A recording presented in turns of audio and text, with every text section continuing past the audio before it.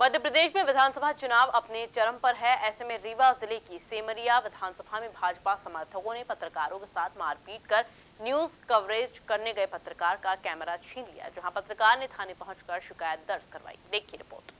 रीवा के सेमरिया विधानसभा के धौचट गांव में भारतीय जनता पार्टी के समर्थकों ने एक पत्रकार से मारपीट की और उनका कैमरा छीन लिया। दरअसल रीवा शहर के पत्रकार विधानसभा चुनाव के मद्देनजर अपनी टीम के साथ लोगों के विचारों को जानने के लिए ग्राउंड रिपोर्टिंग करने के लिए सेमरिया विधानसभा गए हुए थे, जहां भाजपा कार्यकर्ताओं ने पत्रकार से बदसलूकी की। आज आपने शिकायत की है चौराटा थाने में, क्या घटना? दरअसल हम लोग खबर कवरेज करने गए थे सेमरिया विधानसभा क्षेत्र में चुनावी।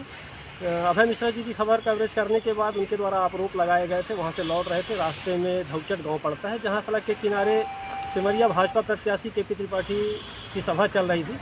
वहाँ हम लोग कवरेज करना शुरू किए, रिकॉर्डिंग कर रहे थे। उस समय विधायक केपी त्रिपाठी के द्वारा कहा जा रहा था कि पायल बांटे तो पायल लो, गद्दा बांटे गद्दा लो, कंबल बांटे कंबल लो, दारू बेचे दारू लो, सब कुछ लो और वोट देना है।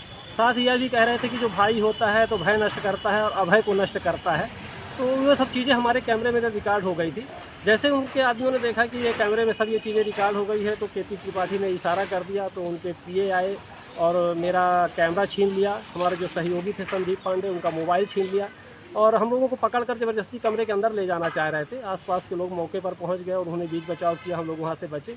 उसी की सब शिकायत चौराटा थाना में करने आए थे कि हमारा 45,000 रुपये का कीमती कैमरा है और जो हमारे साथ मारपीट की गई है उसमें कार्यवाही की जाए।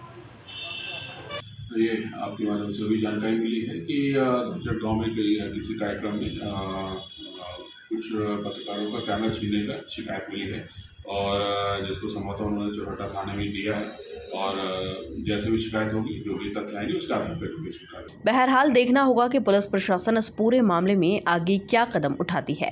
Bureau report, MP news, Rewa.